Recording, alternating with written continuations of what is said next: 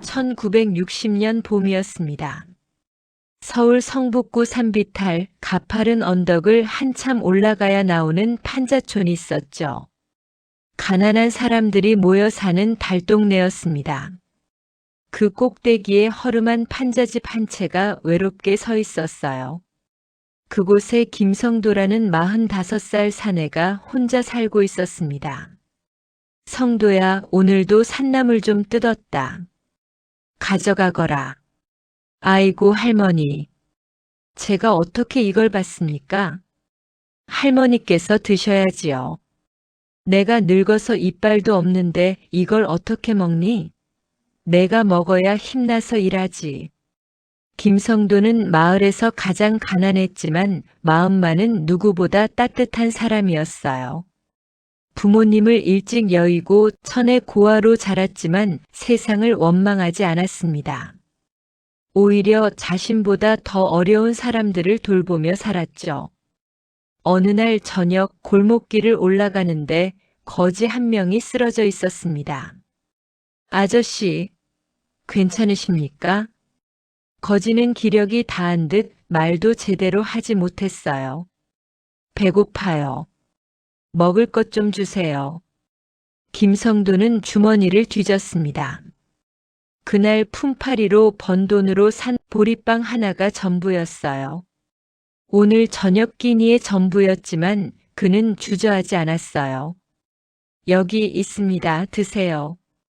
거지는 보리빵을 받아들고 눈물을 흘렸습니다. 고맙습니다. 정말 고맙습니다. 김성도는 빈속으로 골목길을 올라갔어요. 배는 고팠지만 마음은 따뜻했습니다. 나보다 저 어르신이 더 힘드시니까. 당연한 일이지. 그날 밤 그는 물만 마시고 잠자리에 들었습니다. 그해 가을 더 큰 일이 있었어요. 한 여인이 아이를 안고 길바닥에 주저앉아 울고 있었거든요. 제발 우리 아이를 살려주세요. 판자촌 사람들이 모여들었지만 아무도 나서지 못했습니다. 그때 김성도가 달려왔죠. 어찌된 일입니까? 아이가 갑자기 열이 펄펄 끓고 숨을 헐떡입니다. 의원은 너무 멀고 돈도 없고. 김성도는 잠시 생각하더니 아이를 자신의 등에 업었어요.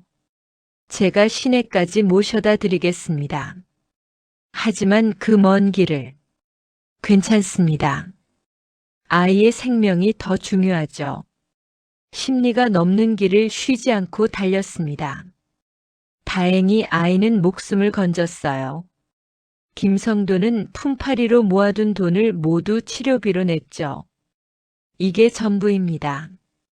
부족하면 제가 며칠 일을 해드리겠습니다. 의원은 고개를 저었습니다. 됐네. 그냥 가시게. 자네 같은 사람이 세상에 있다니. 이 일은 동네에 소문이 났어요. 사람들은 김성도를 다시 보기 시작했습니다. 김성도 그 사람 정말 보통 사람이 아니야. 자기 한 몸도 못 챙기면서 남만 도와주니. 마음씨가 부처님 같아. 그러던 어느 날 밤이었습니다. 김성도는 판자집에 홀로 앉아 낡은 성경책을 읽고 있었어요. 몇 년 전 떠돌이 선교사가 준 것이었죠. 글을 제대로 배우지 못했지만 조금씩 읽을 수 있었습니다. 가난한 자는 복이 있나니. 그 구절을 반복해서 읽었어요. 가난한 자가 복이 있다니. 그렇다면 자신도 복을 받을 수 있는 걸까요? 바람이 거세게 불었습니다. 판자집 창문이 덜컹거리고 촛불이 흔들렸죠. 그때였습니다. 갑자기 머릿속에 무언가가 떠올랐어요. 마치 누군가 속삭이는 것 같았습니다. 가난하고 고통받는 사람들에게 희망을 전하라. 김성도는 깜짝 놀라 주위를 둘러봤어요. 아무도 없었습니다. 하지만 그 느낌은 분명했죠. 목소리라기보다는 마음속에서 일어나는 강한 울림이었습니다. 그들에게 하나님의 사랑을 전하라. 가슴이 뛰기 시작했습니다. 이것이 혹시 하나님의 부르심일까? 밤새 잠을 이루지 못했어요. 새벽이 되자 김성도는 결심했습니다. 그래, 나는 평생 남을 도우며 살았어. 이제 더 많은 사람들에게 희망을 전해야 해. 하나님께서 나를 부르신 거야. 다음 날 아침 성경책을 품에 안고 골목길을 내려갔습니다. 눈빛은 그 어느 때보다 맑고 순수했어요. 골목 어귀에서 김성도는 사람들에게 말하기 시작했습니다. 여러분, 하나님께서 우리를 사랑하십니다. 사람들이 고개를 돌렸어요. 우리가 비록 가난하고 힘들지만 하나님께서는 우리를 잊지 않으셨습니다. 우리에게도 희망이 있어요. 목소리에는 진심이 담겨 있었습니다. 그는 정말로 믿었어요. 하나님께서 이 가난한 사람들을 사랑하신다고. 처음에는 사람들이 비웃었습니다. 저 사람이 무슨 소리를 하는 거야? 자기 한 몸도 못 건사하면서. 하지만 김성도는 포기하지 않았어요. 날마다 골목을 돌아다니며 희망을 전했죠. 그리고 말만 한 게 아니었습니다. 아픈 사람이 있으면 밤새 간호했고 굶주린 사람이 있으면 자신의 밥을 나눴어요. 슬퍼하는 사람이 있으면 함께 울어줬고 절망에 빠진 사람에게는 위로를 건넸습니다. 하나님께서 당신을 사랑하십니다. 포기하지 마세요. 눈빛은 언제나 따뜻했습니다. 그 눈빛을 보면 정말로 하나님이 자신을 사랑하는 것 같은 느낌이 들었죠. 조금씩, 아주 조금씩 사람들이 귀를 기울이기 시작했습니다. 그해 겨울이었습니다. 김성도의 판자집에 서너 명이 모여들기 시작했어요. 함께 기도하고 성경을 읽고 서로를 위로했습니다. 성도 형제님, 형님 말씀을 들으면 정말 힘이 나요. 저도 그래요. 이렇게 가난하지만 하나님께서 우리를 사랑하신다니. 눈물이 나네요. 김성도는 그들의 손을 꼭 잡았습니다. 맞습니다. 우리는 결코 혼자가 아니에요. 하나님께서 우리와 함께 하십니다. 그는 진심이었습니다. 그 누구보다 진심으로 사람들을 사랑했고 진심으로 하나님을 믿었어요. 창문으로 눈이 내리기 시작했습니다. 작은 판자집 안은 따뜻했죠. 김성도와 서너 명은 손을 잡고 함께 기도했습니다. 하나님, 저를 쓰십시오. 이 보잘것없는 종을 써서 고통받는 사람들에게 희망을 전하게 해주십시오. 기도는 진심이었습니다. 가난했지만 희망이 있었어요. 힘들었지만 서로가 있었습니다. 형제님, 오늘 말씀 감사했습니다. 아닙니다. 우리 모두 하나님의 자녀들이에요. 함께 힘을 내봅시다. 김성도는 그들을 하나하나 껴안아 주었습니다. 눈빛은 맑았고 미소는 따뜻했어요. 눈 내리는 겨울밤, 판자집에서 피어오르는 작은 불빛처럼 김성도의 꿈도 조용히 빛나고 있었습니다. 순수한 마음으로 시작된 작은 모임, 가난하고 고통받는 사람들에게 진정한 희망을 전하고 싶었던 한 사람의 꿈. 그것은 아름다운 시작이었습니다. 몇 년이 흘렀습니다. 김성도의 작은 모임은 조금씩 커지고 있었어요. 판자집에 모이는 사람들이 서너 명에서 10명, 20명으로 늘어났습니다. 사람들은 김성도를 김전도사님이라고 부르기 시작했죠. 전도사님, 오늘 말씀 정말 감동이었습니다. 아닙니다. 제가 무슨 전도사입니까? 그저 하나님의 말씀을 함께 나누는 것뿐이에요. 김성도는 언제나 겸손했습니다. 화려한 말솜씨는 없었지만 그의 말에는 진심이 담겨 있었어요. 그리고 무엇보다 말만 하는 사람이 아니었죠. 여전히 아픈 사람이 있으면 밤새 간호했고 굶주린 사람이 있으면 자신의 밥을 나눴습니다. 병든 과부에게는 쌀을 주고 일자리 없는 노인에게는 함께 품팔이를 나가 번 돈을 나눴어요. 신도 수가 50명을 넘어서자 작은 판자집이 비좁아졌습니다. 전도사님, 더 큰 곳이 필요합니다. 하지만 돈이 없는데요. 그때 신도들이 나섰습니다. 전도사님, 우리가 힘을 모읍시다. 조금씩이라도 모으면 됩니다. 쌀 한 되를 가져오는 사람, 몇십 원을 내놓는 사람. 모두 가난했지만 마음만은 간절했어요. 석 달 만에 산기슭에 작은 목조 건물을 마련할 수 있었습니다. 이사하는 날 모든 신도가 함께 짐을 날랐어요. 전도사님 축하드립니다. 이제 비가 와도 걱정 없겠네요. 김성도는 새 건물 앞에 서서 하늘을 올려다봤습니다. 하나님 감사합니다. 이 모든 것이 당신의 은혜입니다.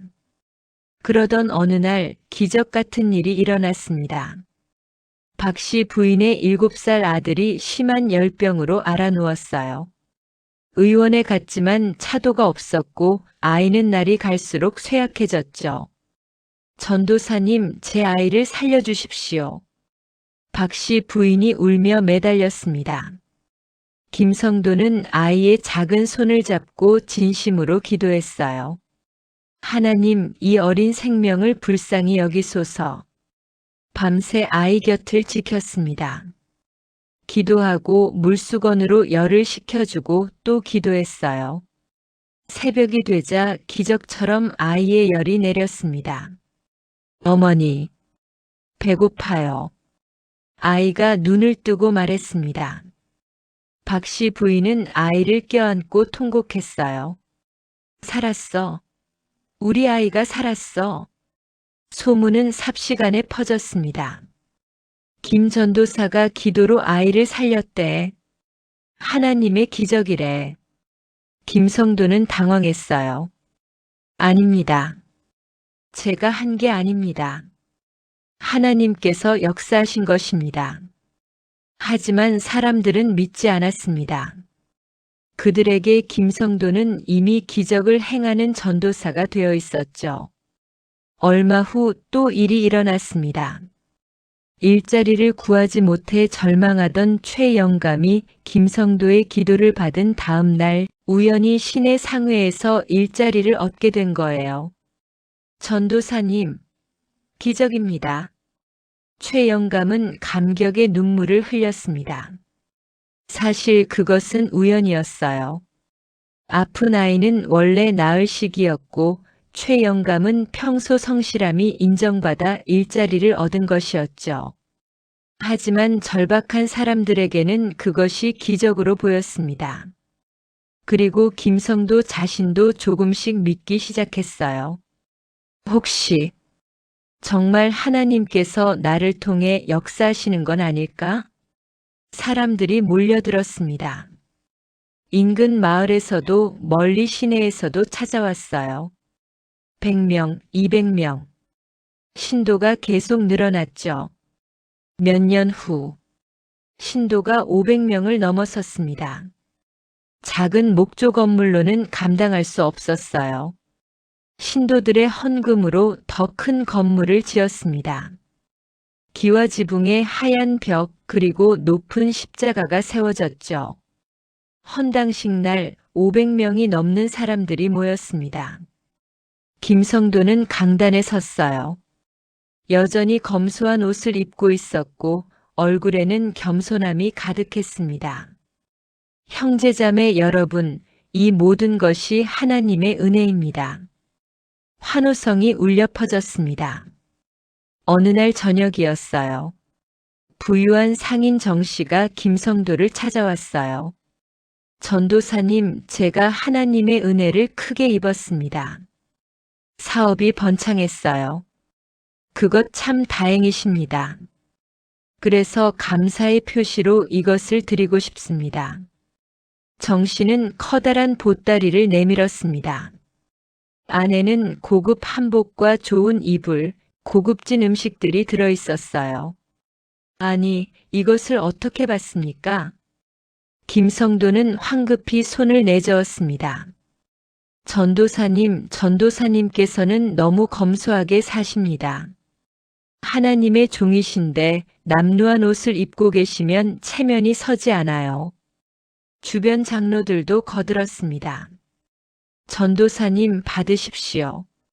정 집사님의 정성인데요. 김성도는 고민했어요. 거절하면 정 씨의 마음을 상하게 할 것 같았습니다. 그럼 감사히 받겠습니다. 처음으로 선물을 받았습니다. 그날 밤 김성도는 새 한복을 꺼내봤어요. 부드러운 비단 천이었습니다. 지금껏 입어본 적 없는 고급 옷이었죠. 한 번쯤 입어봐도 괜찮겠지. 거울에 비친 자신의 모습이 낯설었어요. 초라한 전도사가 아니라 제법 위험 있는 모습이었죠. 나쁘지 않네. 작은 생각이었습니다. 아주 작은 생각이었어요. 다음 주 예배 때 김성도는 그 한복을 입고 강단에 섰습니다.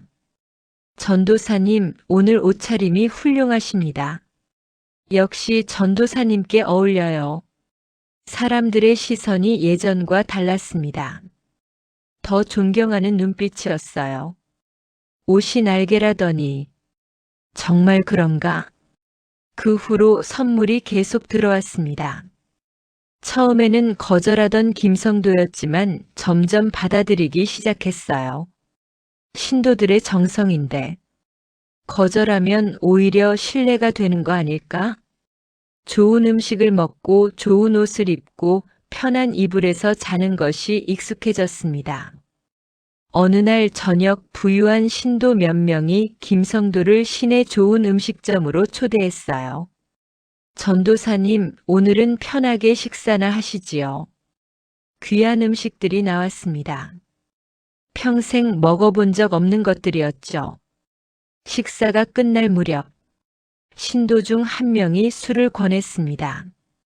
전도사님, 한잔 하십시오. 몸에 좋은 약주입니다. 김성도는 평생 술을 입에 대본 적이 없었어요. 전도사님, 성경에도 포도주 이야기가 나오지 않습니까? 조금은 괜찮습니다. 주변 사람들이 웃으며 권했습니다. 분위기를 깨고 싶지 않았던 김성도는 작은 잔을 받았어요. 한 잔 정도는 괜찮겠지. 첫 술이었습니다. 목을 타고 넘어가는 감촉이 낯설었어요. 그런데 조금 지나자 몸이 따뜻해지고 기분이 좋아졌습니다. 어떻습니까, 전도사님? 나쁘지 않네요. 사람들이 웃었습니다. 그것이 시작이었어요. 이후로 술자리가 잦아졌습니다. 한 달에 한 번, 일주일에 한 번, 나중에는 일주일에 두세 번씩. 그러던 어느 날 젊은 여신도 이 씨가 상담을 요청했습니다. 전도사님, 제가 요즘 너무 힘듭니다. 상담을 해주시겠어요? 30살쯤 되어 보이는 아름다운 여인이었어요. 그러십시오. 무슨 일이신지요? 이 씨는 남편과의 갈등, 시댁 식구들과의 문제를 털어놓았습니다. 김성도는 성경 말씀으로 위로해 주었죠. 상담이 끝나갈 무렵 그 방은 이 씨의 향기로 방 안이 가득 찼습니다. 그 순간 김성도의 가슴이 뛰었어요. 평생 여자를 가까이 한 적 없던 그에게는 낯선 감각이었습니다. 며칠 후 이 씨가 다시 상담을 청했습니다. 그리고 그 다음 주에도 김성도는 알고 있었어요. 이것이 위험하다는 것을. 하지만 거절할 수 없었습니다. 상담을 해주는 것뿐이야. 나쁜 일이 아니야. 스스로를 속이기 시작했어요.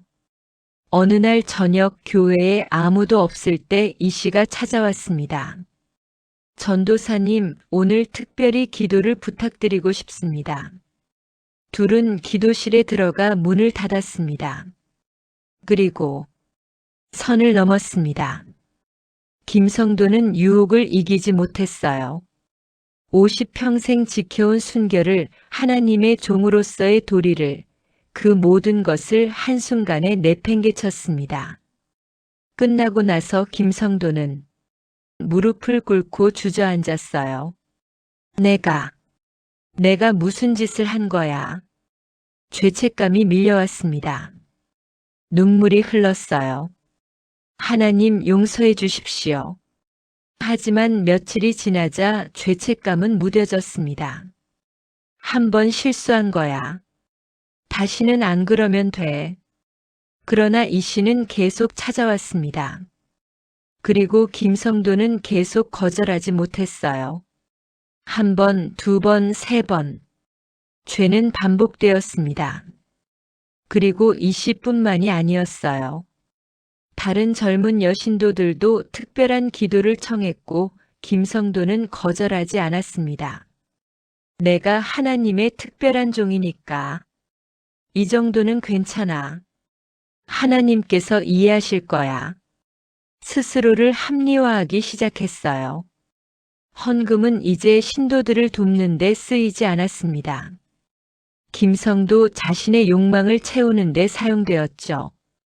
고급 술, 비싼 옷, 여자들에게 주는 선물. 김성도는 달라지고 있었습니다. 천천히, 조금씩, 그러나 확실하게. 그날 밤 김성도는 거울을 봤어요. 거기에는 낯선 사람이 서 있었습니다. 화려한 옷을 입고 술 냄새를 풍기고 눈빛이 흔들리는 남자. 몇 년 전 판자집에서 순수하게 기도하던 그 김성도는 어디에도 없었습니다. 1968년 여름이었습니다. 김성도의 교회에는 더 이상 봄이 오지 않았어요. 어느 날 여신도 박 씨가 다른 신도에게 울며 고백했습니다. 언니, 전도사님이 저를. 뭐라고? 그게 무슨 소리야? 전도사님께서 특별한 기도를 해주신다며 방으로 부르시고는 저를. 박 씨는 말을 잇지 못하고 울었어요. 소문이 퍼지기 시작했습니다. 처음에는 작은 속삭임이었죠. 하지만 불씨는 빠르게 번졌습니다. 전도사님이 여자 문제가 있다던데? 설마. 그럴 리가 없어. 아니야, 나도 들었어. 술도 많이 드신다던데? 읍내 술집에서 봤다는 사람도 있어. 세상에. 우리가 그렇게 믿었던 분이. 신도들 사이에 불안이 퍼졌습니다. 의심의 눈초리가 늘어났어요. 마침내 교회 창립 때부터 함께했던 김 집사가 용기를 냈습니다. 어느 날 저녁 그가 김성도를 찾아왔어요. 전도사님, 드릴 말씀이 있습니다. 무슨 일이요? 김성도는 술 냄새를 풍기며 물었습니다. 전도사님, 요즘 소문이 안 좋습니다. 김성도의 얼굴이 굳어졌어요. 무슨 소문 말이요? 전도사님께서 술과 여자로 헌금을 탕진하신다는 소문입니다. 순간 김성도의 얼굴이 붉어졌습니다. 하지만 그것은 수치심이 아니라 분노였어요. 뭐라고? 감히 나를. 김성도가 벌떡 일어났습니다. 전도사님, 진정하십시오. 저는 걱정되어서. 감히 하나님의 종을 의심하느냐? 내가 사탄에게 홀렸구나. 전도사님, 제발 제 말을 들어주십시오. 나가. 당장 나가. 김성도는 김 집사를 내쫓았습니다. 다음 주 예배였습니다. 김성도는 강단에 섰어요. 신도들의 시선이 예전과 달랐습니다. 의심과 불신이 가득했죠. 형제자매 여러분, 김성도의 목소리가 떨렸습니다. 요즘 교회 안에 사탄이 역사하고 있습니다. 거짓 소문으로 하나님의 종을 해하려는 자들이 있어요. 신도들이 숨을 죽였습니다. 하나님께서 여러분을 시험하고 계십니다. 하지만 나는 굴하지 않을 것입니다. 나는 하나님의 종입니다. 큰 소리였어요. 하지만 그의 눈빛은 흔들리고 있었습니다. 예배가 끝나고 김 집사는 교회를 떠났습니다. 그를 따라 10여 명의 신도들도 떠났어요. 전도사님이 변하셨어. 우리가 믿었던 분이 아니야. 하지만 대부분의 신도들은 여전히 남았습니다. 그들은 여전히 믿고 싶었거든요. 하지만 진실은 계속 드러났습니다. 또 다른 여신도가 고백했고 또 다른 신도가 술집에서 김성도를 목격했다고 증언했어요. 소문은 마을을 넘어 고을 전체로 퍼졌습니다. 김 전도사가 타락했대. 그 성자 같던 분이 그럴 리가. 아니야, 여러 사람이 봤대. 사실이래. 신도들이 대거 이탈하기 시작했습니다. 1000명 가까이 되던 신도가 500명으로 다시 300명으로 줄어들었어요. 헌금도 급격히 감소했습니다. 교회 재정은 바닥을 드러냈죠. 어느 날 장로들이 김성도를 찾아왔습니다. 전도사님, 교회 재정이 심각합니다. 김성도는 대답하지 않았어요. 헌금이 줄어들고 지출은 늘어나고 이러다간 교회 운영이 알고 있소. 김성도가 소리쳤습니다. 그럼 어쩌란 말이오? 신도들이 더 헌금을 하면 되지 않소. 장로들은 서로 얼굴을 마주봤습니다. 전도사님, 신도들이 떠나는 이유를 모르십니까? 그건 전도사님께서 달라지셨기 때문입니다. 순간 김성도의 얼굴이 일그러졌어요. 감히 나를 비난하느냐? 전도사님, 우리는 비난하는 게 아닙니다. 염려하는 겁니다. 예전에 그 순수했던 전도사님으로 돌아가시길 바라는 거예요. 나가. 모두 나가. 김성도는 장로들을 내쫓았습니다. 며칠 후 더 큰 충격이 있었습니다. 떠났던 김 집사와 신도들이 새로운 교회를 세웠다는 소식이었어요. 배신자들. 김성도는 이를 갈았습니다. 내가 그렇게 잘해줬더니 배신을 하다니. 하지만 그것은 시작에 불과했습니다. 더 많은 신도들이 새 교회로 옮겨갔거든요. 한 달 후 김성도의 교회에는 100명도 남지 않았습니다. 2달 후에는 50명 남짓. 교회 건물은 텅 비어 보였어요. 한때 가득 찼던 예배당이 이제는 썰렁했습니다. 재정은 완전히 파탄났습니다. 건물 유지비조차 감당하기 어려워졌죠. 김성도의 몸도 망가져갔습니다. 술로 인한 간 질환, 불규칙한 생활로 인한 각종 병, 기침이 잦아지고 걸음걸이도 비틀거렸어요. 1970년 여름이 되었습니다. 어느 날 저녁 마지막까지 남았던 젊은 여신도가 찾아왔습니다. 전도사님, 저 이제 못 오겠어요. 뭐라고? 술에 취한 김성도가 물었습니다. 전도사님, 변하셨어요. 예전에 그분이 아니세요. 아니야. 나는 변하지 않았어. 김성도가 그녀의 팔을 붙잡았어요. 가지 마. 내가 가면 나는 어떡해? 놓으세요. 전도사님. 여자는 뿌리치고 달아났습니다. 김성도는 텅 빈 교회에 홀로 남았어요. 주일 예배에 나오는 사람은 이제 20명도 안 되었습니다. 그들마저도 대부분 나이 든 사람들이거나 갈 곳이 없는 사람들이었죠. 건물은 낡고 초라해졌습니다. 군데군데 금이 가 흔들거리고 페인트는 벗겨지고 지붕은 새고 마당에는 잡초가 무성했어요. 10년 전 판자집에서 시작했을 때보다 더 초라해 보였습니다. 김성도는 날마다 술에 취해 지냈습니다. 이제는 혼자 마셨어요. 함께 마실 사람도 없었거든요. 병은 깊어졌습니다. 피를 토하는 날도 있었어요. 하지만 김성도는 인정하지 않았습니다. 나는 괜찮아. 나는 하나님의 종이야. 영원히 죽지 않아. 스스로에게 주문을 걸듯 중얼거렸어요. 어느 날 저녁, 라디오에서 일기예보가 나왔습니다. 내일부터 강한 장마전선이 태풍과 함께 북상하여 전국에 폭우가 예상됩니다. 시설물 안전에 유의하시기 바랍니다. 남아있던 신도 몇 명이 김성도를 찾아왔어요. 전도사님, 내일 큰 비가 온다고 합니다. 교회 건물이 낡아서 위험해요. 마을 회관으로 대피하시죠. 김성도는 술 취한 눈으로 그들을 바라봤습니다. 대피? 왜? 건물이 무너질 수도 있습니다. 하하. 김성도가 웃었어요. 비정상적인 웃음이었습니다.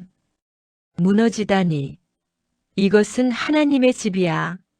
하나님께서 지켜주실 거야. 하지만 전도사님, 나가. 모두 나가. 김성도는 신도들을 내쫓았습니다. 나는 여기 남을 거야. 하나님께서 나를 지키실 거야. 나는 영원히 죽지 않아. 신도들은 걱정스러운 눈으로 김성도를 바라보다가 떠났어요. 가엾은 분, 완전히 미치신 거 아니야? 우리가 그렇게 믿었던 분이 어쩌다 저렇게 되셨을까요? 밤이 깊어갔습니다. 김성도는 홀로 교회에 남았어요. 손에는 술병이 들려 있었습니다. 하나님, 왜 나를 버리셨습니까? 목소리가 떨렸습니다. 나는 당신을 위해, 사람들을 위해 살았습니다. 하지만 그것은 거짓말이었어요. 그리고 김성도 자신도 알고 있었습니다. 처음에는 진심이었죠. 가난한 사람들을 돕고 싶었고 희망을 전하고 싶었어요. 하지만 언제부턴가 자신을 위해서가 되었습니다. 권력, 명예, 쾌락. 그것들이 더 중요해졌죠. 그리고 결국 하나님을 팔았습니다. 하나님의 이름으로 자신의 욕망을 채웠어요. 거울을 봤습니다. 거기에는 낯선 사람이 서 있었어요. 주름지고 부어오르고 혈관이 터진 얼굴. 이제 50대 중반이지만 이른 노인처럼 늙어 보였습니다. 술과 방탕이 몸을 망가뜨린 거예요. 내가 영원히 죽지 않는다고 했는데. 김성도는 비틀거리며 강단으로 올라갔습니다. 바깥에서 바람이 불기 시작했어요. 폭풍우가 다가오고 있었습니다. 밤이 깊어갔습니다. 빗방울이 떨어지기 시작했어요. 처음에는 하나둘, 그러다 점점 거세졌습니다. 곧 폭우가 되었죠. 바람이 거세게 불어왔습니다. 낡은 교회 건물이 삐걱거렸어요. 창문이 덜컹거리고 문이 흔들렸습니다. 김성도는 강단에 서서 술병을 들이켰습니다. 하하, 비가 오네. 큰 비가 와. 비틀거리며 웃었어요. 하지만 나는 괜찮아. 하나님께서 나를 지켜주실 거야. 천둥이 쳤습니다. 번개가 하늘을 갈랐어요. 교회 안이 순간적으로 환하게 밝아졌다가 다시 어두워졌습니다. 김성도는 천장을 올려다봤습니다. 빗물이 새어들어오고 있었어요. 하나님, 그가 소리쳤습니다. 나는 당신의 종입니다. 당신이 선택한 자입니다. 또 천둥이 울렸습니다. 더 크게, 더 가까이. 건물이 심하게 흔들렸어요. 어딘가에서 무언가가 부서지는 소리가 들렸습니다. 하나님, 듣고 계십니까? 김성도의 목소리는 점점 절박해졌습니다. 나는 많은 사람을 도왔습니다. 기적을 행했습니다. 당신의 이름을 전했어요. 하지만 그것은 거짓말이었습니다. 처음에는 진심이었을지 몰라요. 하지만 결국에는 자신의 욕망을 위해 하나님을 이용했죠. 가난한 사람들의 헌금으로 술을 마시고 여자를 탐하고 사치를 부렸습니다. 나는 잘못하지 않았습니다. 김성도는 여전히 인정하지 않았어요. 폭우는 더욱 거세졌습니다. 천둥과 번개가 쉴 새 없이 쳤어요. 김성도는 강단 위에서 술병을 하늘을 향해 치켜들었습니다. 하나님, 당신이 정말 계시다면. 그의 눈은 충혈되어 있었고 얼굴은 일그러져 있었어요.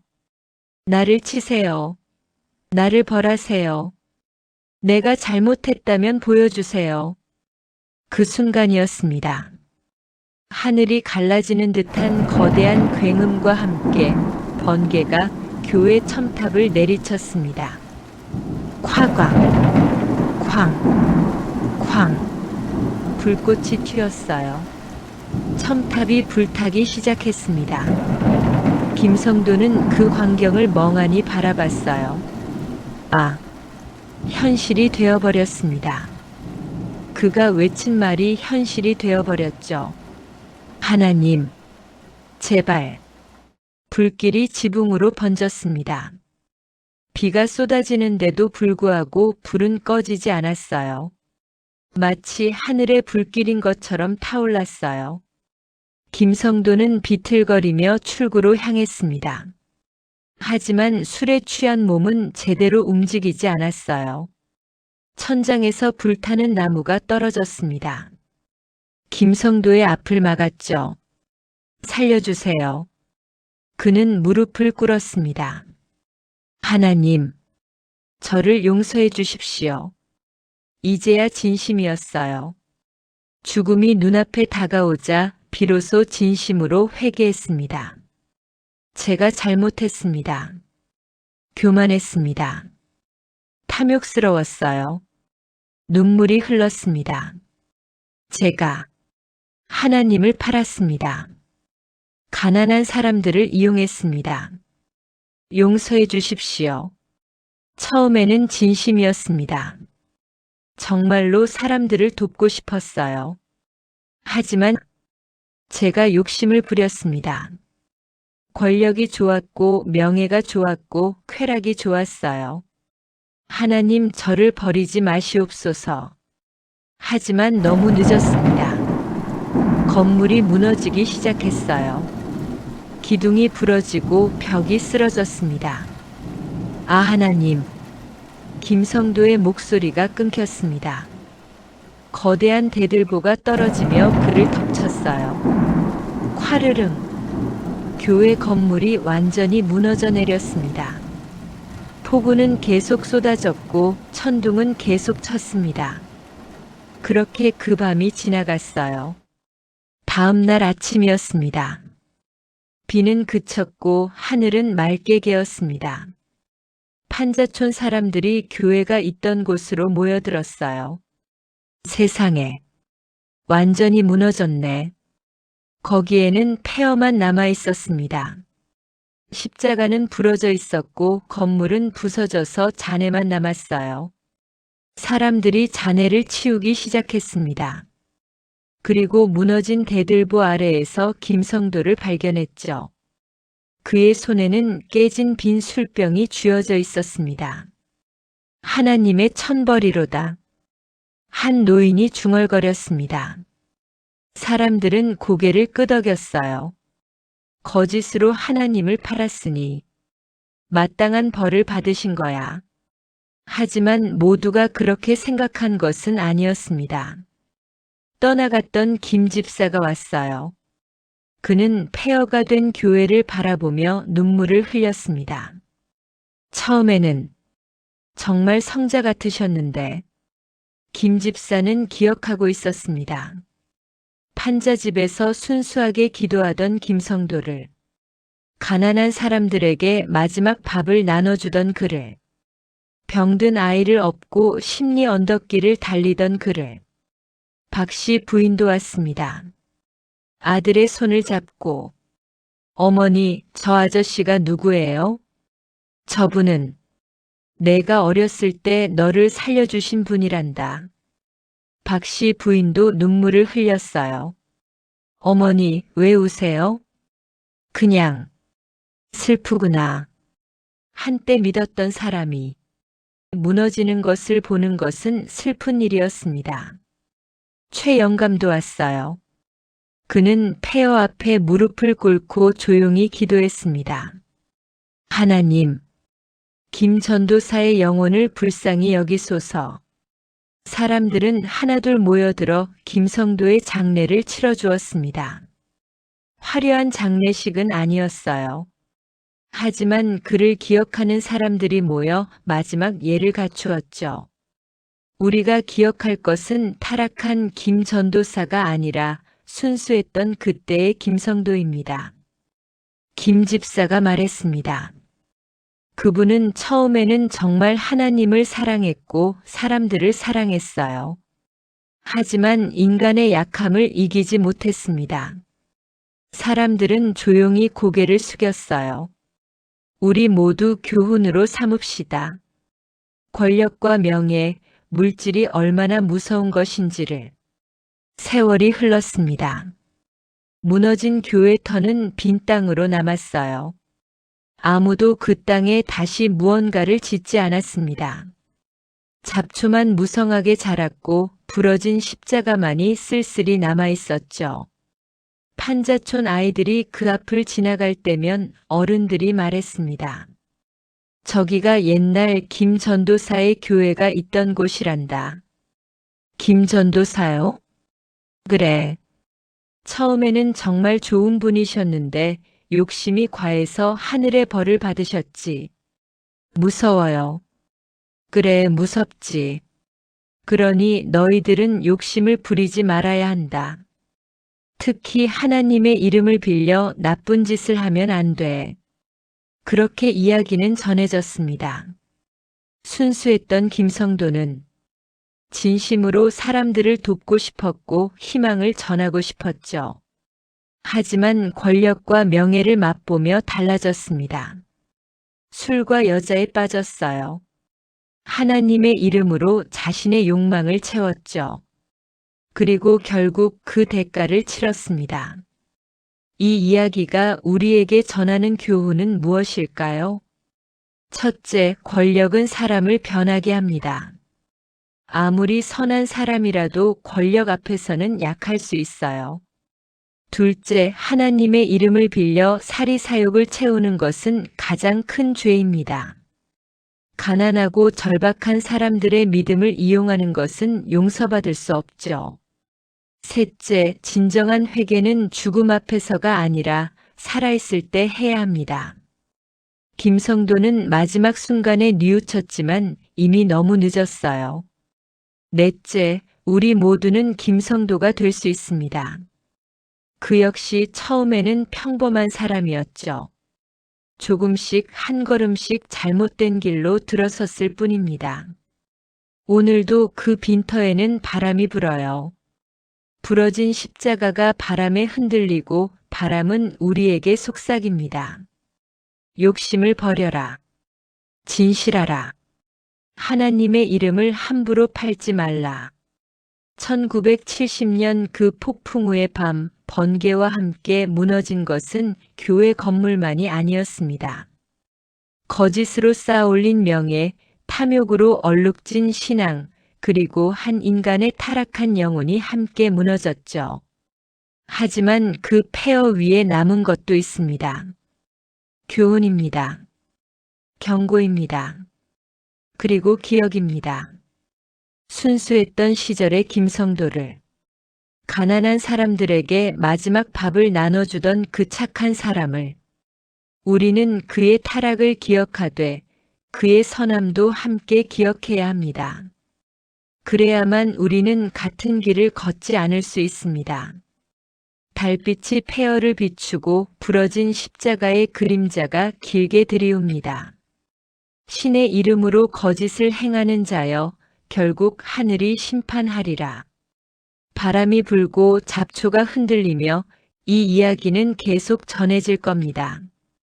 세대에서 세대로, 입에서 입으로. 신의 계시를 받았다던 한 남자의 시작과 끝. 순수함에서 타락으로, 희망에서 절망으로, 축복에서 천벌로.